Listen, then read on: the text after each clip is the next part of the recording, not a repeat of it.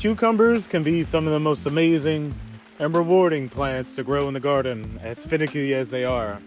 So today we are going to be talking about how to turn this amazing veggie into an amazing pickle. Hello, welcome back to Pittsburgh Home Garden, where it is storming. I actually just got caught up in all of this rain that seemed to come out of nowhere. But it is the end of summer, and we are probably all dealing with the same disease that is taking over our cucumbers and our squash, which is the good old powdery mildew. It is something that you really can't do much about, but hopefully you have been harvesting your cucumbers, because today we talk about how to turn this wonderful little thing into a very flavorful ferment. We are going to go through all of the steps with short-term, long-term, and lacto-fermentating your pickles. So let's get out of the rain and throw it to me in the kitchen.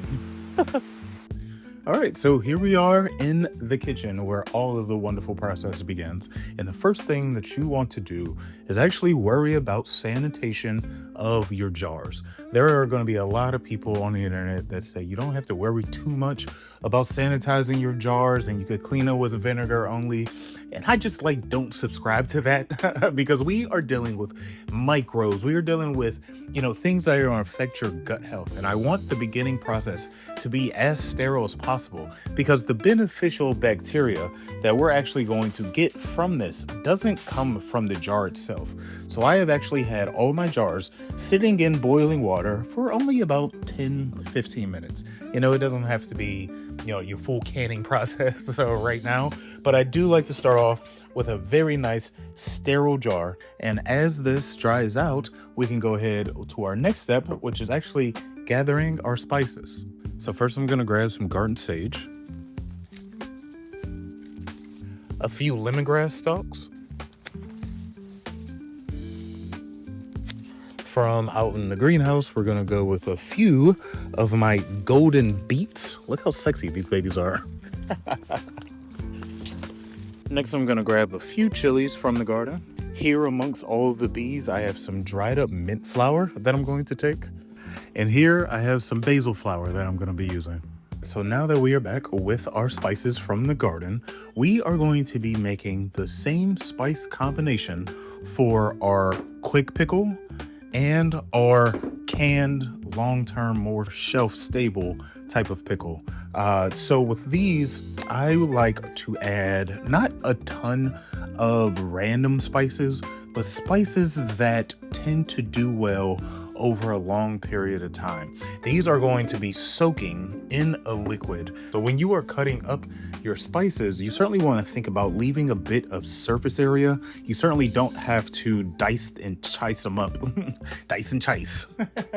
You can leave, large chunks that are going to be able to sit well with your pickles inside of the jar. So depending how big your jar is and how many of jars, of course, you have to adjust, your cutting method. I will be leaving all of the ingredients that I am chopping up right now here on the side for you before we get to the exact measurements of more of the powdery spices that we'll be using.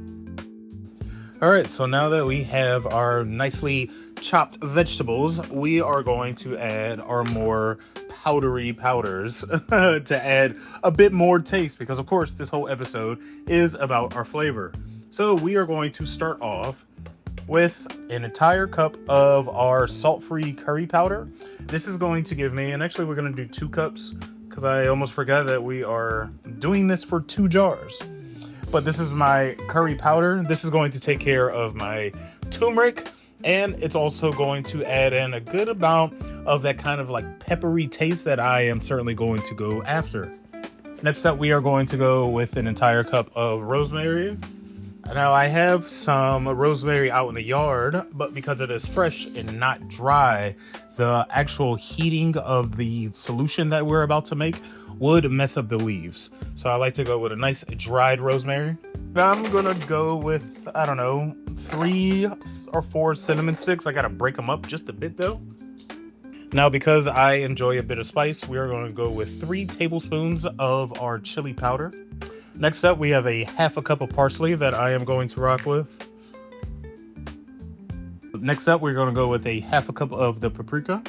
A lot of people say paprika has a very dull taste, but this is going to be sitting in a nice solution to where all of that wonderful flavor is going to be able to get drawn out over time. Okay, so now that we have this wonderful aromatic mix of spices and herbs and veggies, we are actually going to work with our actual base. It is the thing that is absolutely necessary. If you don't want any of these spices, that is okay, but you at least have to have some vinegar, some distilled water, and some kosher salt, the non-iodized salt, because the iodization in the salt that you would buy, a bit more cheaper at the store actually messes with the good microbial life that we're essentially trying to get to. So you want to make sure that you have some beautiful kosher salt. So now I am going to be making the actual mix, and it really is 50% water, 50% vinegar, and for every cup of water that you have and whatever amount of mixture you have, you want to put a tablespoon of salt. So that is certainly going to be a little bit different for everybody. I am going to be making, again, a long-term pickle and a short-term pickle in these jars that actually have, a pretty good size to them. So I am going to add a 50-50 mix to both and then do the math and figure out how much salt is needed. And while our base is sitting at room temperature now, let's go ahead and start working with the stars of the show, our wonderful cucumbers. As you can see, I have a good amount. They are all different shapes and sizes. I have smaller ones. I have some pretty large ones here at the bottom. And here is where you get to start making all of your more personal decisions. What I personally like to do is if I'm working with a more short-term, fridge kind of pickle, then I like to chop them up in nice little disc, because then I can pack them in here and these are just going to be eaten as just a little snack. Also, your shorter form type of pickle is going to be a bit more crunchy. This is going to be almost the crunchiest out of all 3 of the options. So putting them in nice little discs is perfectly fine. So for these, I am going to use a nice medium size because I'm not going to leave these whole, but they would be nice, kind of cut down. Now for my more long-term shelf stable jar, I am actually going to try to put in, my whole cucumber. I want this to be more of the display piece that I can pick up in about a year when I actually want to eat them. So for this, I am going to be putting my smaller cucumbers in here, and I'm just going to drop them in whole, or at least as whole as they can possibly get. So now you get to make the actual decisions if you want how you want to slice all of your cucumbers, because what we're going to do is cut these babies up. I'm not going to tell you how to chop up your pickle but I am going to chop these babies up, and then I am going to put them in the jar with our wonderful aromatics, trying to stuff as much material inside of these jars as possible before we move on to our next step. All right, so now that we have our jars full of cucumbers and spices, we are going to take our room temperature base liquid. This is the water and vinegar again, and we are going to add 2 to 3 cups of sugar. Now that might seem like a lot, and that's kind of the point. These are more of a candy pickle. I like my pickles a little bit sweet. You can certainly not put any sugar in there if you want, but just know that you are going to be dealing with salty vinegar taste taking over. And then we are going to mix in all of our wonderful powdered spices. You want to give that a nice healthy mixing, because we are going to actually cold pour this mixture on top of our canned pickles. All right, so hopefully you enjoy this color as much as I do, because I love seeing the beginning stages of my pickles just look like this in this nice murky, very sauteed type of water, you know what I mean? But now that we have our canning jars, our more shelf-stable pickles actually in the jars and ready, we can put the lids on, and these are going to go inside of a pressure cooker. But once you have a nice air deprived jar, you want to put these lids on, not too tight, because you are going to put these in a pressure cooker, but just enough to where 2 fingers can go ahead and turn these. So you set this off to the side until your pressure cooker is nice and ready. And then you can start worrying about your more short-term pickles. Now what we're going to do is, oh, it's so hot in here. What we're going to do is actually take our same solution that we use for this base solution, and we are going to heat this up.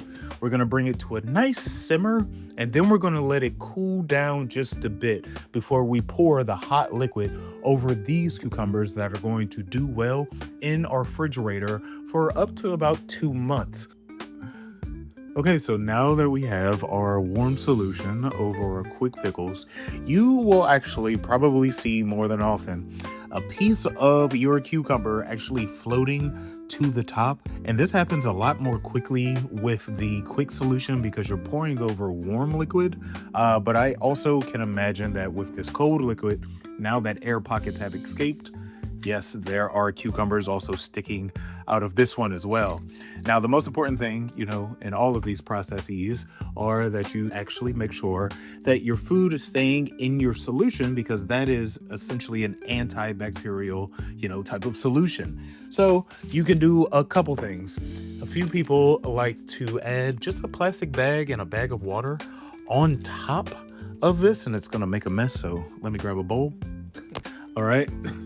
Now you can put a plastic bag on top of everything to make sure that your cucumbers are staying below the water line. Now, of course, you're going to have to, adjust the water, make sure you get the air out and things like that. What I actually have are these discs that they sell, on Amazon. These are fairly cheap. I think I got a pack of 4 for maybe like $10, but they're just glass discs that you set right on top. And again, making a mess, Jesus. So these are just, glass discs that are going to sit on top, and it's going to push out, a bit of solution. Oh, you might have to cram them down in there. Actually, this one might be a little bit too tough. And now I don't know how I'm ever going to get it off. How am I ever going to get this off? Oh, no. All right, there we go. Okay, so maybe not an unconventional jar like this, but for a more conventional wide mouth jar like this actually sits right on in. No pushing necessary, well, maybe just a little bit. But as you can see, that fits. That's going to be able to come out nicely. And that's going to make sure that all of my cucumbers stay below. So, this is actually a good moment to show, the power of the plastic bag, because I guess I am going to have to use it. So would you look at that? So you want to squeeze out all your air, and then make sure that your bag is pushing everything nice and deep into the solution, because if any oxygen gets on your cucumbers, it's going to be a very, very bad thing and ruin your entire process. So whichever method that you use, just make sure that your food is submerged inside of your solution. All right, so now that we have our short-term pickles ready for the refrigerator, our long-term pickles ready for the good old pressure cooker, we can actually work on our very, very simple lacto-fermented pickles, which only require 2 ingredients, to be honest. If you want to keep it real simple, and I suggest you do, you want to get some distilled water and our sugar. Excuse me, or salt. This is the only 2 things that you actually need. The most important thing is to make a 3.5% salt mix to actually inhibit any of these dangerous microbes that may occur.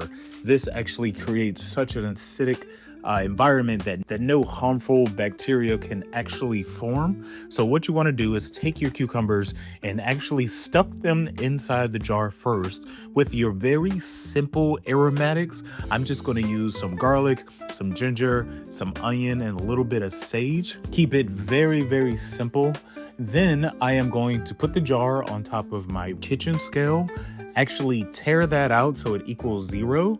And then you want to pour your distilled water in all the way up until it covers. Now make sure that you take note of that number, because then you are going to Google what 3.5% of whatever number that you come out with of that solution actually is.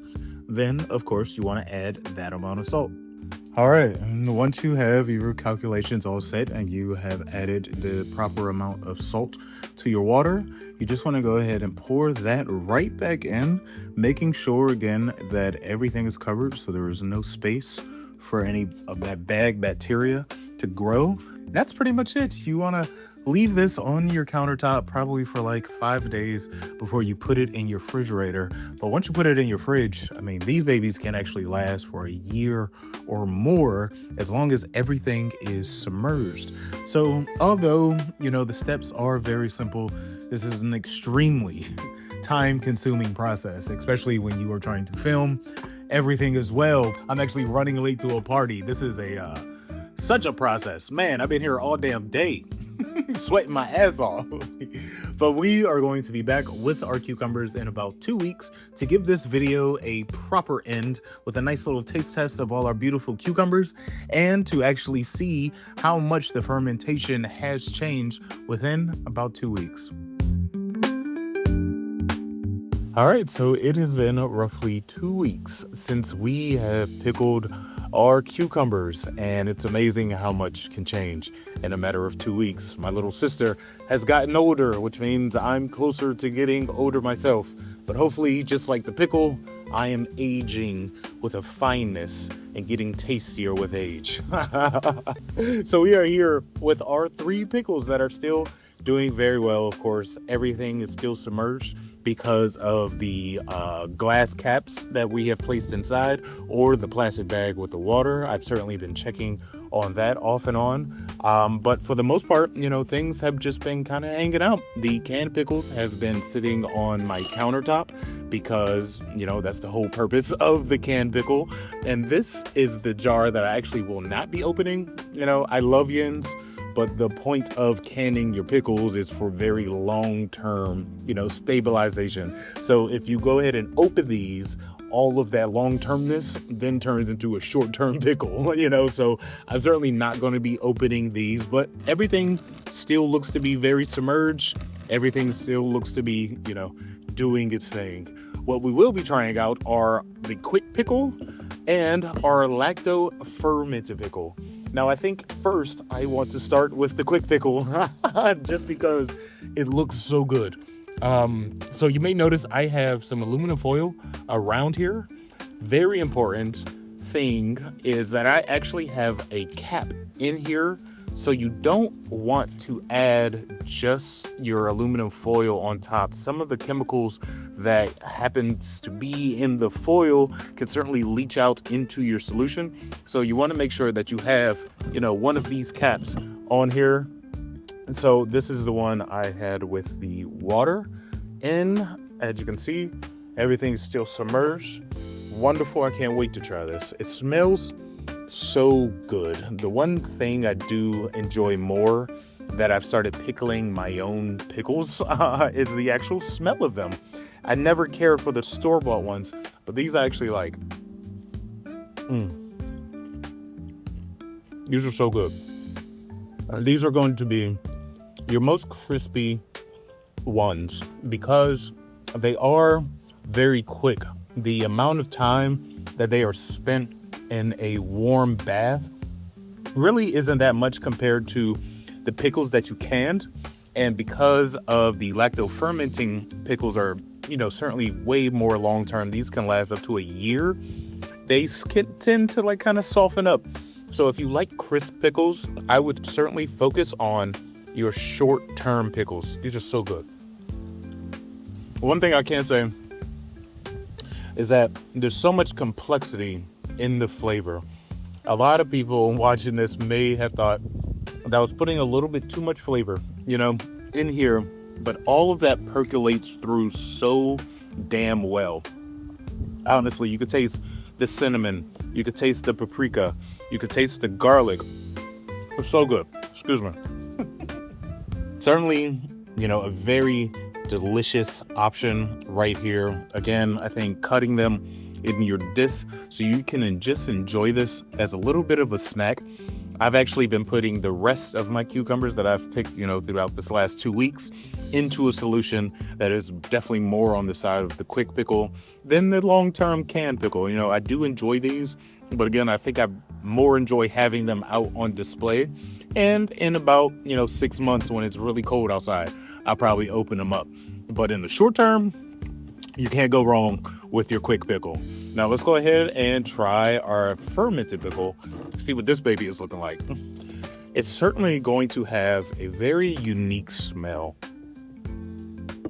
For those of you who like sauerkraut, I think you're certainly going to love doing any type of lacto fermentation. But I know for a lot of people, this may be their first time really experimenting or really just like eating lacto fermented food. It's insanely good for our guts and for, our health in general.